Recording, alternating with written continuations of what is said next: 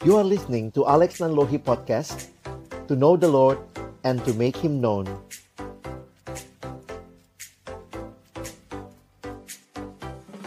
Bapa di dalam surga, kami datang dalam ucapan syukur pada sore hari ini. Terima kasih karena sungguh Engkau Allah yang menyertai hidup kami, memimpin kami, dan juga hari ini kami boleh bersekutu bersama-sama. Kami akan belajar kebenaran firman-Mu. Kami mohon ya Tuhan, ketika kami membuka firman-Mu, bukalah juga hati kami. Jadikanlah hati kami seperti tanah yang baik, supaya ketika benih firman-Mu ditaburkan itu boleh sungguh-sungguh berakar, bertumbuh, dan juga berbuah nyata di dalam hidup kami.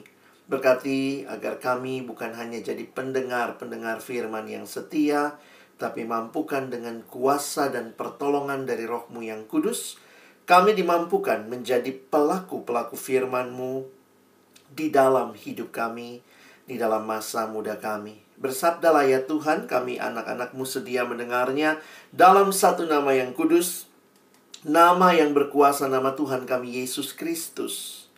Kami menyerahkan pemberitaan firman-Mu. Amin. Shalom, selamat sore teman-teman sekalian.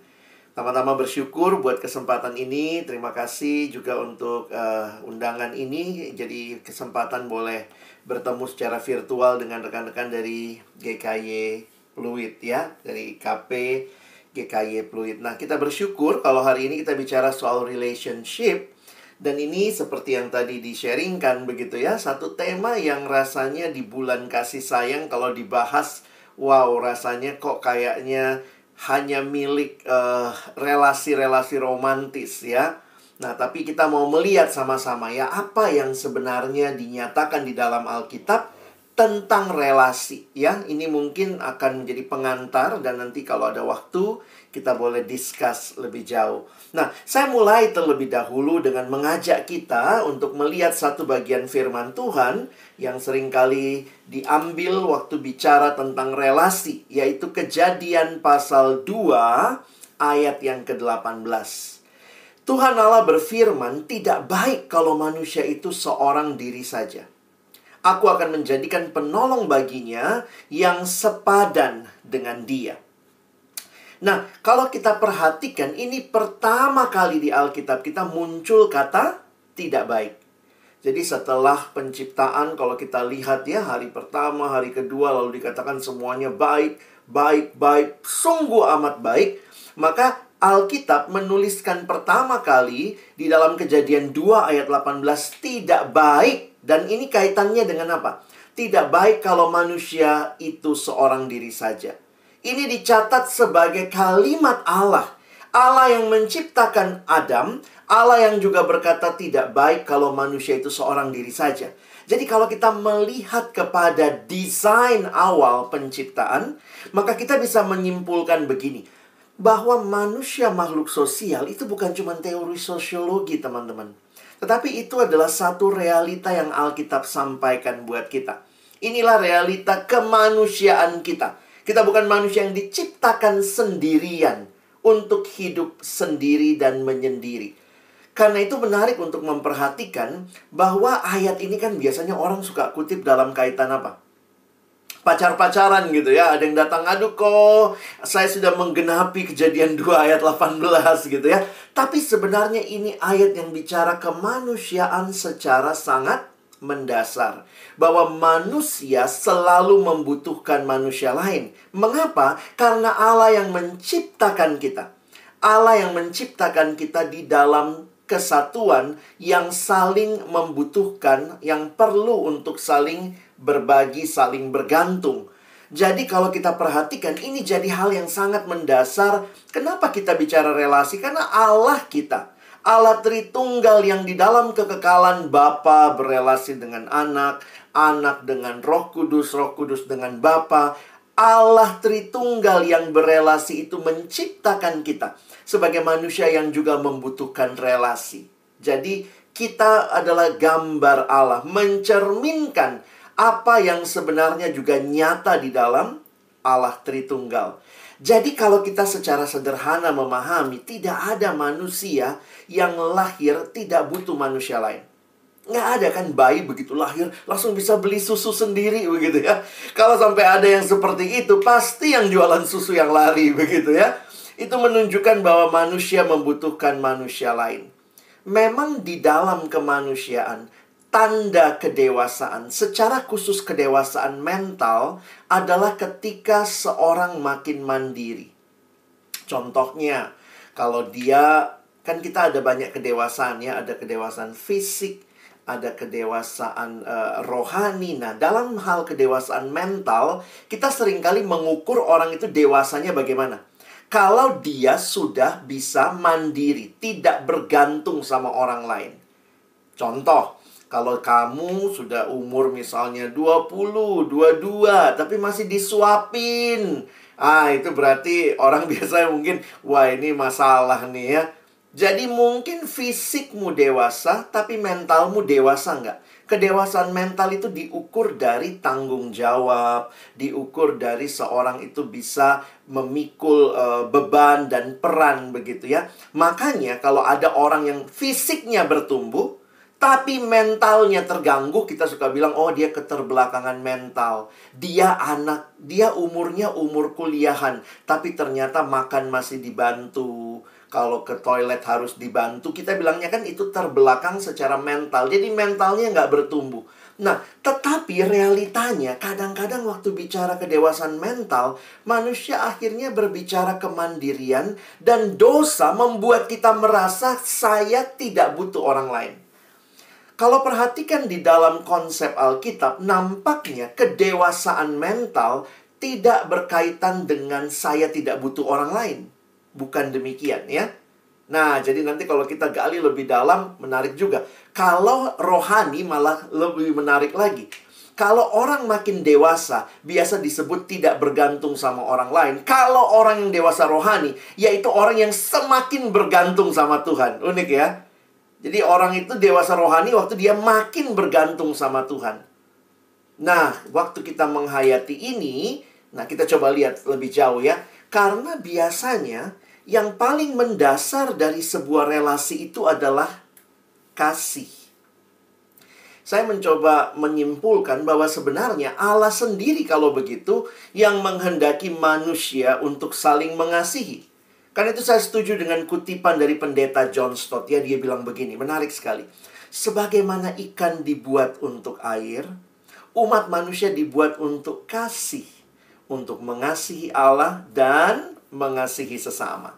Nah, tidak heran kan kalau kita ditanya, apa yang menjadi hukum yang pertama dan terutama? Kasihilah Tuhan Allahmu. Apalagi hukum selanjutnya yang sama dengan itu, kasihilah sesamamu manusia. Itulah yang Yesus berikan sebagai jawaban ketika ada yang datang dan bertanya kepadanya.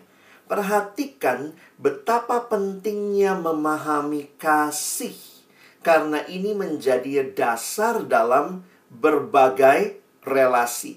Ingat sekali lagi, bukan hanya relasi lawan jenis, romantis begitu ya. Kasih sendiri seringkali diterjemahkan, ada yang bilang love, ada yang bilang cinta begitu ya. Nah, kalau kita perhatikan di dalam kasih ini, bahkan kalau kita perhatikan ya, ini sebenarnya satu hal yang menarik. Karena dalam semua bahasa ada ekspresi atau ada ungkapan kasih. Amor, ya, love, ya, tinggal tambahin bahasa Indonesia situ ya. Lieve itu yang bahasa Belanda ya, ada Liebe ya. Ich liebe dich gitu ya, orang Jerman bicara seperti itu. Nah, kalau kita lihat lebih jauh, bahkan kalau kalian mungkin pernah lihat simbol ini gitu ya. Mungkin kalau lihat simbol ini, ada yang langsung bilang, apa itu? Oh, metal. Enggak, ya. Di dalam American Sign Language itu adalah gabungan dari I, ini karakternya I, love you, ya. Jadi itu karakternya I, love you. Makanya kalau begini artinya I love you, begitu ya. Bahkan orang-orang yang tidak bisa berbicara, yang bisu begitu, mereka juga punya ungkapan seperti itu. Karena itu saya menyimpulkan begini, kasih itu bahasa yang universal. Dunia juga bicara kasih, dan ini tidak eksklusif milik dari relasi romantisme. Apakah ini kasih atau bukan? Ya kasih juga ya. Relasi orang tua sama anak. Ini kasih bukan ya? Aduh lutunya gitu ya. Bahkan waktu kita bicara negara, bangsa, kita juga bicara cinta kepada tanah air. I love my country. Lalu relasi persahabatan tentunya juga ya. Bahkan sampai kalau kita bulan ini ya memperingati hari Valentine ya, relasi juga antara lawan jenis gitu ya. Sampai-sampai mereka berdua ini juga teman-teman gak mau ketinggalan ya. Nah, sekarang saya mau ajak kita sedikit lebih jauh lagi ya. Setelah lihat bahwa ini adalah rancangan Allah yang indah, yang dinikmati dalam relasi yang luas, bukan hanya pria dan wanita. Maka pertanyaannya begini, waktu bicara kasih, dari mana sih kita pelajari konsepnya? Ada banyak ayat tentang kasih di Alkitab. Saya angkat dari 1 Yohanes 4 ayat 9 dan 10 ya. Kita lihat sebentar ayat ini. Hanya 2 ayat. 1 Yohanes 4 ayat 9 dan 10. Dalam hal inilah kasih Allah dinyatakan di tengah-tengah kita, yaitu bahwa Allah telah mengutus anaknya yang tunggal ke dalam dunia supaya kita hidup olehnya. Ayat 10, inilah kasih itu. Bukan kita yang telah mengasihi Allah, tetapi Allah yang telah mengasihi kita dan yang telah mengutus anaknya sebagai pendamaian bagi dosa-dosa kita. Menarik sekali kalau kita perhatikan di ayat 10 ya. Bukan kita yang telah mengasihi Allah, tetapi Allah yang telah mengasihi kita. Bahkan kalau kita lihat di Alkitab ya, nanti kita akan lihat ayatnya, dinyatakan Allah adalah kasih. God is love. Kasih itu dimulai dari Allah, dan itu dinyatakan di ayat 16. Kalau kita terus sedikit ke bawahnya, maka ini ayatnya, kita telah mengenal dan telah percaya akan kasih Allah kepada kita. Allah adalah kasih, dan barang siapa tetap di dalam kasih, ia tetap berada di dalam Allah, dan Allah di dalam dia. Kualitas yang menunjukkan bahwa kita itu adalah murid-muridnya Tuhan, anaknya Tuhan, adalah kualitas kasih. Makanya dikatakan yang tetap berada dalam kasih, ia tetap berada dalam Allah, dan Allah di dalam dia. Karena Allah adalah kasih. Jadi sederhananya begini teman-teman ya. Kalau kita melihat Allah adalah kasih, maka kalau kita mau belajar tentang kasih, belajarnya dari mana? Harusnya kita belajarnya dari Allah. Kita bukan belajar tentang kasih dari apa? Drama Korea, begitu ya. Bukan. Kita bukan, sekarang ada sinetron ya. Sinetron ikatan love, begitu ya. Kita bukan belajar dari situ, kita belajar dari Allah. Dan menarik sekali untuk kita lihat lebih jauh ya. Ketika Alkitab bicara tentang kasih, saya mau soroti lebih khusus lagi ya. Di dalam tulisan-tulisan Rasul Yohanes, ketika berbicara tentang kasih, maka Rasul Yohanes mengkaitkan kasih dengan bukti kasih Allah, yaitu Allah memberikan anaknya. Kita lihat ya, kita bedah sebentar ayatnya supaya kita bisa lihat lebih jelas. Perhatikan, ketika bicara tentang kasih, perhatikan ayat 9 misalnya, dalam hal inilah kasih Allah, Rasul Yohanes tidak sedang memberikan definisi kasih. Dia tidak sedang berusaha mendefinisikan kasih. Tetapi waktu dia bicara tentang kasih, dia menunjuk kepada tindakan kasih yang dia nyatakan atau yang dia tunjukkan bahwa Allah telah mengutus anaknya yang tunggal. Jadi memang menarik ya. Memahami sesuatu tidak selamanya dengan definisi, tapi bisa lihat contoh. Misalnya, bagaimana memahami kasih Allah? Ya bukan definisi, kasih adalah sebuah perasaan apa, bukan itu. Tapi langsung ditunjuk, lihat. Allah mengutus anaknya yang tunggal. Di ayat yang ke-10 juga demikian. Inilah kasih itu. Sekali lagi Rasul Yohanes tidak sedang mendefinisikan kasih, tetapi menunjuk kepada sebuah perbuatan kasih, tindakan kasih, yaitu Allah telah mengutus anaknya. Bahkan ayat yang terkenal, kalau kita lihat ya di dalam Yohanes pasal 3, ini khasnya tulisan Yohanes ya. Ketika Yohanes 3 ayat 16 misalnya, karena begitu besar kasih Allah akan dunia ini, apa yang dia sampaikan? Dia tidak sedang mendefinisikan. Dia menunjuk kepada sebuah contoh tindakan. Allah mengaruniakan anaknya yang tunggal. Karena itu saya sepakat dengan pendeta almarhum Billy Graham yang mengatakan kalimat ini. Allah membuktikan kasih-Nya pada kayu salib. Ketika Kristus digantung berdarah dan mati, itulah saatnya Allah berkata kepada dunia, I love you. Teman-teman, ini jadi satu hal yang menarik. Ketika bicara kasih, lihat apa yang Allah lakukan dengan Dia mengutus anaknya. Lebih khusus lagi, mati di kayu salib. Karena itu sebuah kutipan yang menarik yang sulit diterjemahkan karena ada permainan kata di sini ya. Pendeta John Stott, sahabatnya Billy Graham, menuliskan kalimat ini. If we are looking for a definition of love, we should look not in a dictionary, but at Calvary. Waktu mau bicara kasih, bukan lihat kamus, tapi lihat Kalvari, lihat Bukit Golgota, lihat kayu salib. Disitulah kita melihat kasih yang selama ini juga dunia bicarakan, tapi mungkin dunia tidak punya teladannya. Makanya kalau orang dibilang love, kadang-kadang anak sekarang langsung gimana ya, tangannya gitu ya. Korea-Korea, love, sarange, sarange gitu ya. This is not love, but this is love. Inilah kasih itu, di mana Allah mengaruniakan anaknya yang tunggal. Nah sekarang maju lagi ya. Masih di ayat yang sama, kita bedah lagi lebih dalam. Apa tujuannya Allah mengaruniakan anaknya yang tunggal? Perhatikan tujuannya. Di dalam ayat yang ke-9, lihat yang Koko garis bawahi ya. Supaya kita hidup olehnya. Inilah kasih Allah. Allah mengutus anaknya yang tunggal supaya kita hidup olehnya. Perhatikan ayat 10. Inilah kasih itu, yang mengutus anaknya, Allah yang telah mengutus anaknya. Lihat tujuannya, sebagai pendamaian bagi dosa-dosa kita. Di dalam dua ayat ini, jelas tujuan kasih itu bukan supaya yang mengasihi dapat sesuatu, tetapi supaya yang dikasihi dapat sesuatu. Makanya lihat ayat 9, supaya kita hidup olehnya. Ayat 10, sebagai pendamaian bagi dosa-dosa kita. Jadi perhatikan baik-baik. Dari kayu salib itu Yesus cuma mau mengatakan I love you. Aku mengasihimu. That is love. Kenapa ini jadi sesuatu yang harus saya tekankan? Karena kita diminta mengasihi bukan dengan kasih yang biasa, teman-teman. Nanti kita akan lihat di akhir khotbah ini. Dunia bicara kasih, yes.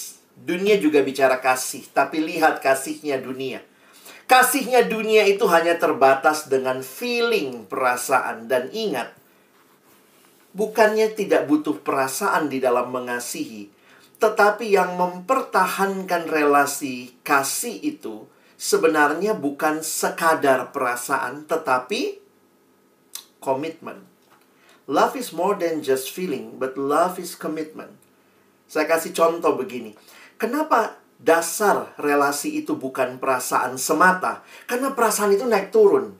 Coba hari ini kamu sayang banget, misalnya kalau yang pacarannya, besok bete sama dia. Yang udah married juga bisa lihat ya, papamu hari ini aduh kayaknya sayang banget sama mama, besok mulai cuek gitu ya. Tahu-tahu mungkin minggu depan mulai sayang lagi. Kelihatannya tuh kayak naik turun, fluktuasi. Suami istri, temen deket juga begitu ya. Begitu kentut langsung udah gue gak suka sama lu lagi gitu ya. Tapi apa yang mempertahankan pernikahan? Bukan perasaan. Kalau perasaan naik turun, ngeri juga ya. Tetapi komitmen. Makanya paling indah adalah ketika sudah ada komitmen baru bangun perasaan. Jangan pernah bangun perasaan tanpa komitmen ya. Itu jadi HTS-an. Jadi bicara love juga ya, hati-hati ya. Bangun perasaan gak ada komitmen itu jadinya HTS-an. Nah, teman-teman kenapa ini penting? Karena dunia bicara love, tapi dunia hanya bicara feeling, emotion. Dunia sangat emphasize on emotion, tapi lupa bahwa komitmen jauh lebih mendasar. Dunia bicara kasih tapi egois. Aku mengasihimu supaya aku dapat sesuatu. Bukan itu yang kita lihat dari Yesus. Dia mengasihi bukan supaya dirinya yang mengasihi dapat sesuatu, tetapi supaya yang dikasihi dapat sesuatu. Beda ya? Not for himself yang mengasihi, tetapi untuk yang dikasihi. Itulah yang kita lihat. Kasih dunia tuh egois. Makanya kalau ada yang bilang gitu ya, wah dia mengasihi tapi sangat self-centered. I give you this but I want something from you. Makanya yang menarik berikutnya, kasih dunia itu bukannya ya lebih dicirikan dengan ngambil gitu ya. Ngambil, taking. Saya kasih contoh gini ya. Sebenarnya ada yang bilang, bahasa Indonesia itu paling gampang loh jelasin kasih. Apa itu kasih? Misalnya saya punya sesuatu. Apa itu kasih? Kasih, ya kasih. Love is giving. Love is not taking. If love is taking, that is not love. That is rampoking, teman-teman. Dan itulah yang dunia lakukan dengan love yang dipermainkan. Jadi kita nggak tulus mengasihi orang. Makanya ada yang datang tanya sama saya, sama Koko ya, boleh nggak pacar saya bilang kalau kamu mengasihiku, ayo dong tidur sama aku. Saya bilang itu bukan mengasihi, itu perampok. If he or she really loves you, maka dia akan pedulikan kamu, bukan dirinya, bukan nafsunya. Kalau kamu sungguh mengasihi pasanganmu, maka sebelum menikah kau akan jaga pacaran yang kudus. Kan pernikahannya kudus, maka pacarannya harus kudus ya. Jaga kudus, persembahkan pasanganmu kudus di altar pernikahan. Itulah namanya love. Love is not taking, but giving. Makanya kasih dunia itu terbatas. Kasih Allah tidak terbatas. Tapi pertanyaannya begini. Kadang-kadang kalau kita bicara begini, ingat ya, ayat ini nggak lagi bicara pacaran saja, teman-teman. Ayat ini bicara kasih antar sesama manusia. Teladan kita mengasihi adalah dari teladan kasih Allah yang telah terlebih dahulu mengasihi kita. Lihat di kayu salib. If you want to learn about love, look at Calvary.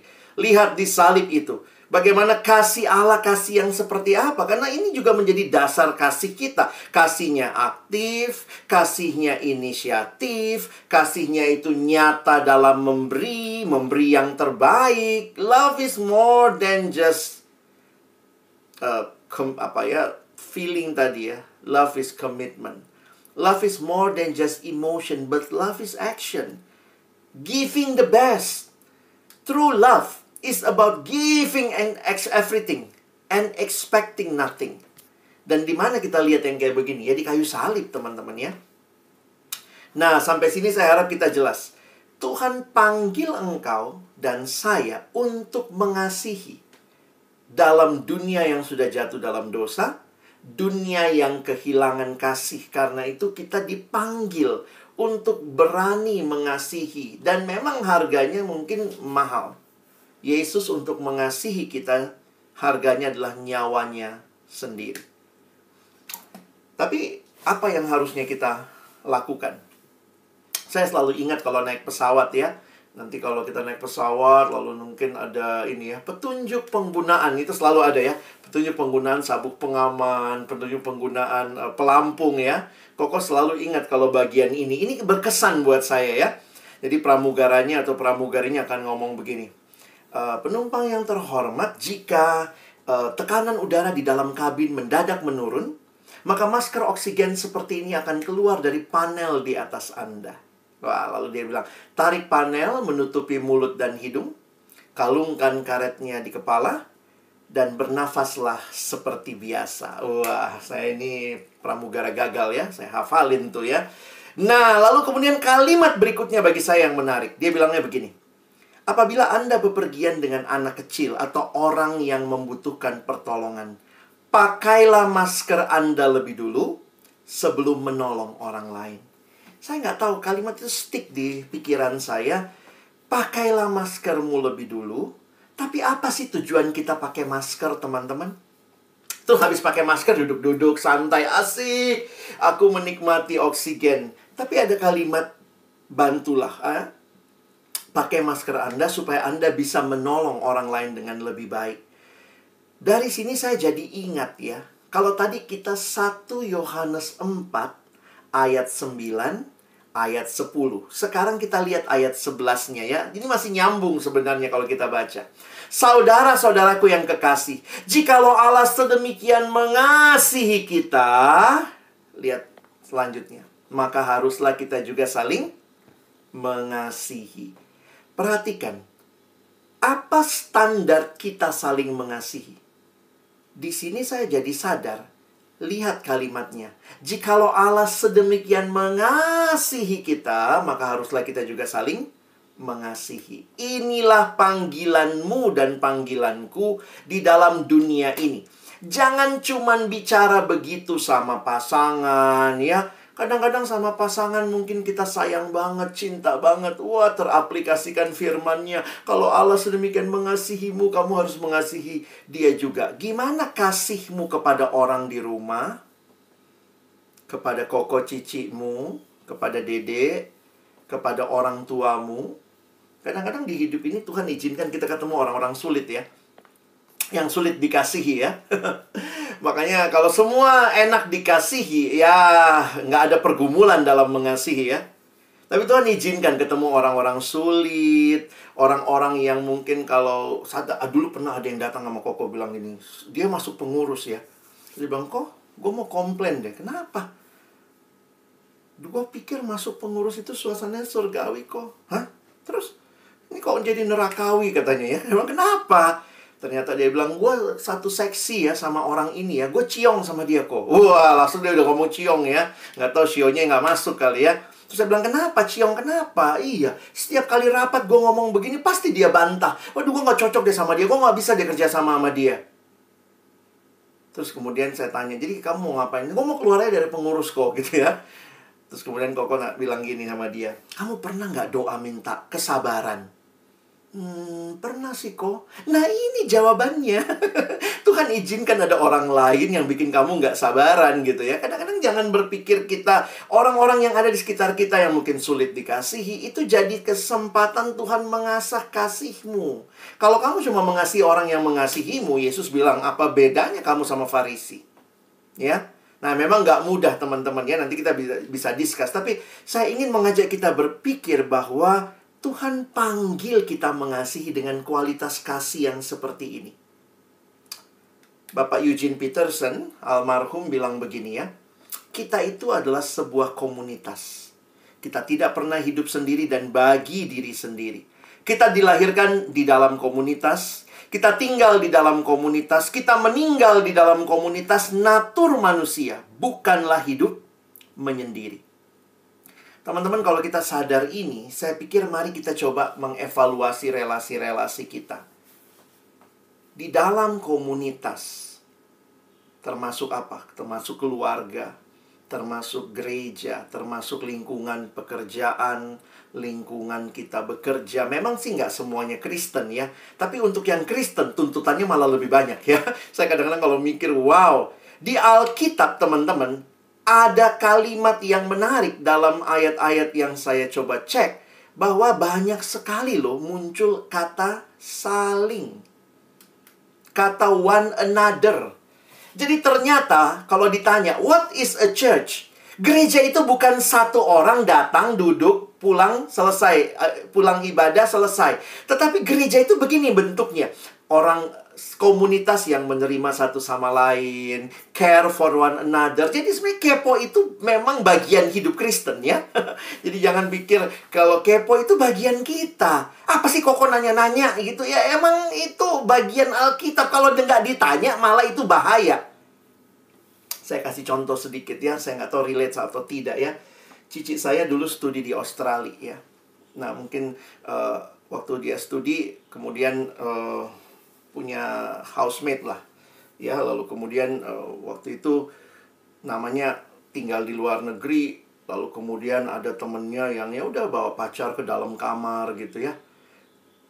Tapi kita kan sama-sama anak Tuhan yang mau bertumbuh gitu ya, ya harus buat rules gitu.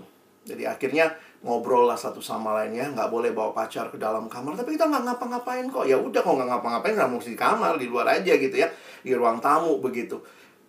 Kalau kita care sama one another, Sebenarnya mungkin kita harus bilang gini, itu kan privacy dia.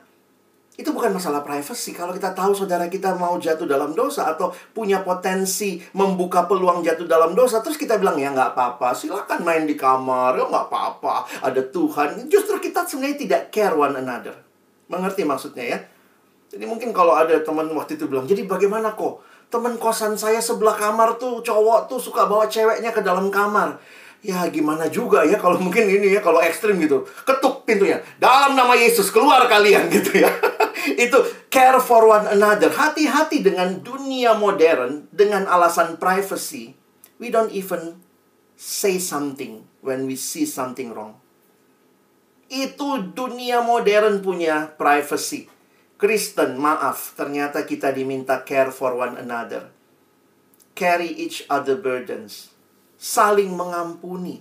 Encourage, build up one another. Kadang-kadang kita bergereja, tapi kita kelihatannya bergereja, kita kelihatannya kumpul, tapi nggak peduli satu sama lain. Nah, ini pertanyaannya, kita gereja atau bukan begitu ya? Karena gereja tuh begini nih di Alkitab.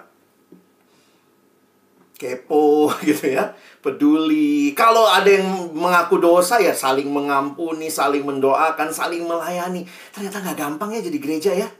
Ini loh gereja yang Tuhan mau. Karena Tuhan minta dari awal, kasihilah satu sama lain.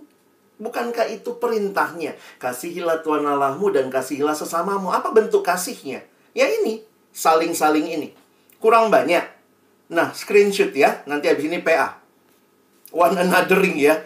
Ayatnya banyak banget. Kok sampai kaget gitu, hah? Banyak sekali ya. Dan ini gambaran tubuh Kristus. Ini gambaran gereja. Ini gambaran kita. Saya tutup dengan beberapa contoh yang pernah saya dengar ya. Makanya waktu ada yang datang lalu cerita, biasa kan gitu ya, datang hamba-hamba Tuhan, satu anak yang kecewa sama keluarganya, lalu dia bilang gini, kok kenapa Tuhan melahirkan saya di keluarga yang seperti ini? Kenapa nggak kayak keluarganya dia? Selalu kita berpikir begitu. Terus saya tanya ya, kenapa? Saya nggak dapet ini kok, saya nggak dapet ini, saya nggak dapet perhatian. Dan saya memang ini ya, concern dengan kondisinya. Dan saya tahu juga memang keluarganya disfungsi ya. Orang tuanya, bapak suka memukul, mama suka lari dari rumah, anak-anak juga bingung harus bagaimana begitu ya. Dan kemudian dia terus mengeluh gitu. Kenapa begini, kenapa begini, kenapa Tuhan izinkan saya? Kenapa saya nggak dapat ini, saya nggak dapat ini? Ya, setelah melalui pergumulan, saya ajak dia berpikir sebaliknya. Kalau kita berpikir kasih, lalu saya dapat apa? Saya dapat apa? Memang benar, saya harus bilang keluargamu itu nggak ngasih kamu apa-apa. Tapi ternyata kita yang sudah mengalami kasih Tuhan, kita dipanggil mengasihi. Maka sebenarnya cara berpikirnya mesti dibalik. Tuhan, kenapa saya ada di keluargaku yang hancur ini? Apa yang bisa saya berikan? That is relationship. That is love. Even in a very difficult situation, your question is not what can I get from this broken family, but you need to ask another question. What can you contribute? What can you give? How can you love better your family? Sorry, saya sekali lagi tidak mengecilkan pergumulan keluarga. Saya tahu beberapa keluarga sangat sulit. Tapi saya juga harus mengatakan, tidak ada yang mustahil. Bahwa Tuhan memanggil kita bukan untuk sekedar dapat apa. Sehingga ada yang nanya, tapi kalau saya harus memberi, saya dapatnya di mana? Saya bilang, bisa jadi Tuhan kasih kamu keluarga di gereja. Kamu tidak punya keluarga yang sempurna. Mungkin di keluargamu kamu habis-habisan hanya memberi ya. Tapi kamu punya keluarga di gereja yang mungkin juga akan mendengar ceritamu dan seterusnya. Tuhan bisa substitute dengan hal lainnya. Because we live in a broken world. Saya pikir kita harus punya pemahaman seperti itu juga. Supaya kalau nggak kita frustasi teman-teman. Lihat keluarga frustasi. Lihat teman ketemu orang-orang yang kucok-kucok ya. Si kurang cocok. Mulai difficult person. Mulai lagi aduh. Akhirnya saya mulai mengubah pertanyaan dan cara pikir saya waktu ketemu difficult person. I don't like this person.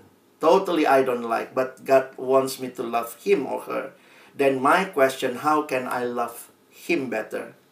How can I love her better? Oh, nggak mudah teman-teman ya. Walaupun Koko hamba Tuhan juga pergumulan gitu ya. Nah, termasuk di gereja nih. Nah, ya bagian terakhir. Di gereja gimana nih? Banyak orang datang ke gereja cuman pertanyaannya apa? Saya dapat apa? Saya mau dapat apa? Wah, kalau lagi Natalan gitu malah lebih kelihatan ya maruknya ya. Ya, dapat apa? Apa souvenir Natalnya tahun ini? Ya, tumbler lagi gitu ya. Kita selalu berpikir, what can I get? Dari persekutuan, dari gereja, saya dapat apa? Sehingga banyak orang pindah gereja. Kalimatnya apa? Gue nggak dapat apa-apa.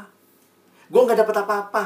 Tapi kalau saya mau balik, sebenarnya pertanyaannya, if you love, apa yang sudah kamu kontribusikan? Nggak ada gereja yang sempurna ya. Kamu pindah gereja lain juga nggak ada yang sempurna.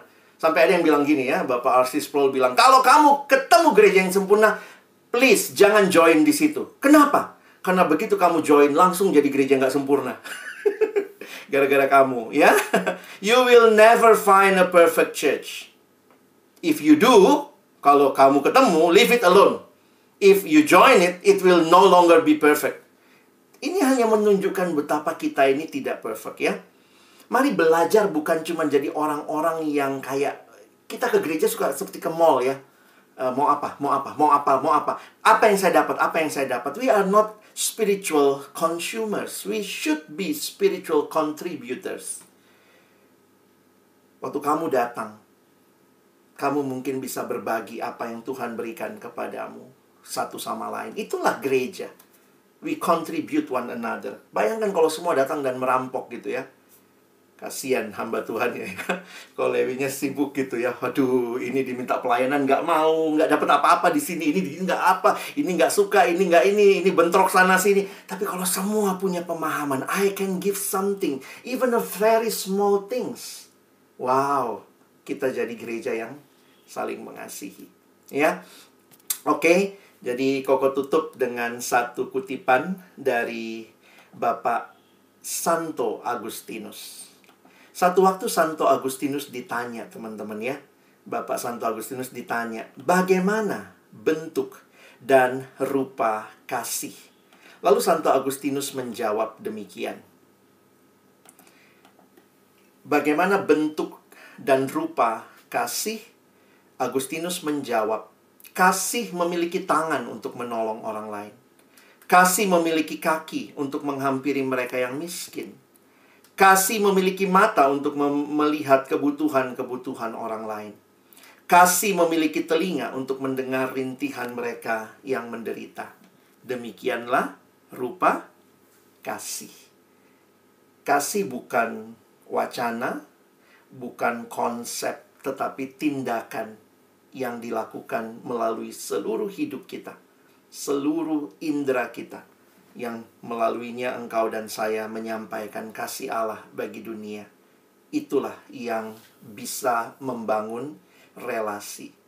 Nah, kiranya perenungan ini menolong teman-teman, dan saya kasih waktu kalau mungkin ada yang mau sharing atau mau bertanya sesuai dengan waktu yang tersedia, saya persilahkan.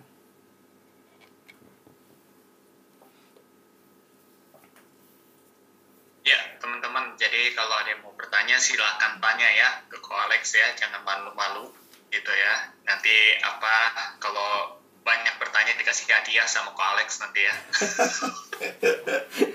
Silakan.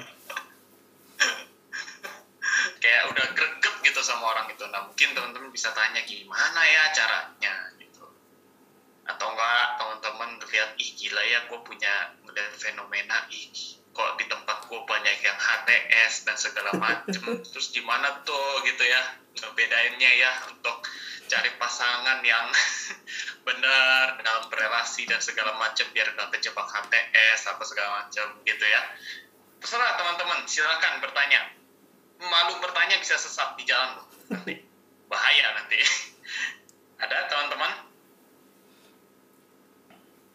Silakan. Yang bertanya deh ya, biar temen-temennya pada ini kali ya, masih mikir kali ya. Kalau misalnya, Pak Alex mau nanya nih, kalau misalnya kita punya mantan gitu ya, mantan kita itu sangat menyakiti kita gitu ya. Nah itu kira-kira gimana ya kok ya untuk bisa berelasi dengan dia lagi gitu loh, maksudnya dalam arti kayak berteman dan memulihkan gitu loh, maksudnya mungkin sakit itu gitu loh. Nah gimana, itu kan banyak banget ya terjadi di anak muda ya gitu ya. Terus satu gereja lagi gitu ya, satu komisi lagi. Gereja lagi. Oke. Saya nggak mau menggampangkan persoalan, tapi juga tidak mau membuat kita kehilangan harapan ya. Dalam relasi, kalau kasih itu kita terapkan, maka sebenarnya di situ ada pengampunan. Ya, itu kan ada ya, saling mengampuni. Ingat, yang ke belakang kita nggak bisa ubah. Yang sudah terjadi, ya nggak mungkin diubah. Nah, satunya pindah gereja, Gus ya. Pengalaman pribadi nih. Nah, tapi menarik ya. Kalau saya lihat memang satu sisi kita nggak bisa ngubah yang ke belakang, tapi yang ke depan kita bisa membangunnya ya. Nah, yang kedua yang saya mau katakan bahwa memang tidak semudah itu mengampuni. Saya juga nggak mau bikin gampang kalau udah dalam Yesus mulai hari ini selesai. Karena itu mungkin ada yang sampai mungkin yang kayak tadi ya, harus pindah gereja karena nggak sanggup dan segala macam. Tapi saya melihatnya begini. Kalaupun itu terjadi, saya harap seiring berjalannya waktu dan semakin bertumbuhnya kedewasaan dan kasih-Mu, Tuhan akan memulihkan. Agak sulit juga kalau kita bilang akan kembali seperti sebelum terjadi apa-apa. Itu pasti juga tidak mudah. Makanya di situ kita bicara kedewasaan, kita bicara pertumbuhan, dan kalau bisa sih ada komunitas yang mengawasi. Sehingga kan kalau komunitas tuh kayak teman atau orang-orang yang tahu dan kenal kita, dia bisa ngomong, lu tuh lagi lu lagi nggak objektif nih. Ini lu lagi bencinya lu belum kelar nih, saya gitu ya. Sehingga nanti dari situ kita juga dapat masukan dari orang lain. Tapi itu butuh waktu. Prinsipnya di mana? Saya kadang suka mikir prinsip Yesus aja lah ya. Kasihilah musuhmu ya. Kalau mantan itu musuh nggak ya? Gimana ngomongnya ya? Tapi realitanya seringkali kan kita merasa dia pernah mengkhianati, dia pernah mungkin nggak bagus lah relasinya, sehingga buat beberapa orang mantan itu tanda kutip mirip kayak musuh. Apa tipsnya Yesus? Sederhana. Kasihilah musuhmu dan berdoalah untuk mereka yang menganiaya kamu. Jadi langkah paling awal, ya walaupun mungkin pindah gereja itu jadi bagian yang karena dia udah nggak tahan banget kalau di situ mungkin dia terus ketemu makin sakit. Tapi poin saya adalah mulailah berdoa untuk orang yang menyakiti kita atau pernah menyakiti kita. Itu menjadi cara dan satu jalan keluar yang Tuhan berikan, dan waktu akan memulihkan itu. Kalau kamu sangat rapuh dan itu membuat kamu misalnya relasi itu kamu sampai depresi, sampai kesulitan dalam bangkit, saya pikir itu mesti cari konselor. Jadi memang tiap orang tuh beda-beda ya. Tapi jangan merasa itu sulit. Jangan, itu doain CLBK ya. Enggak. Tapi ya itu sulit. Bagi saya itu sulit, tapi bukan berarti kita tidak punya harapan untuk punya relasi yang lebih baik lah ke depan. Makanya seiring waktu kamu makin dewasa, orang tersebut makin dewasa, kiranya bisa berelasi yang paling nggak yang wajar lah. Kalau nggak bisa kayak dulu, paling tidak yang wajar. Jangan kalau satu ketemu, satu lari gitu ya. Itu kan nggak wajar ya. Mungkin itu. Apa yang namanya relasi. Dan kebetulan kan memang kita sama-sama tahun ini belajar tentang bertumbuh sebagai sebuah komunitas ya. Gitu ya teman-teman ya. Jadi kita tahu bahwa sebagai komunitas kalau mau bertumbuh itu perlu yang namanya relasi nih. Betul kan ya? Nah, jadi kita bisa sama-sama menerapkan hal itu di dalam kehidupan sehari-hari ya. Jadi bukan cuma sama pacar doang nih, tapi kayak tadi kata Ko Alex ya, itu bisa juga dengan keluarga, dengan saudara kita, dengan saudara seiman kita juga, begitu ya, di gereja, begitu ya, atau mungkin rekan kita di sekolah, teman-teman kita, atau mungkin di tempat kerja gitu, yang udah kerja tentunya gitu ya. Kayak gitu teman-teman. Oke, boleh minta Ko Alex, boleh ditutup mungkin ya teaching-nya dalam doa Ko Alex. Baik. Silakan. Mari berdoa. Tuhan, terima kasih karena di tengah-tengah panggilan-Mu bagi kami untuk hidup dalam kasih, Engkau bukan hanya menyuruh kami saling mengasihi, tetapi Engkau telah memberikan teladan kasih yang luar biasa. Dan dari dasar itulah kami rindu ya Tuhan, boleh hidup saling mengasihi, membangun relasi, makin bertumbuh dalam Tuhan, di dalam anugerah-Mu.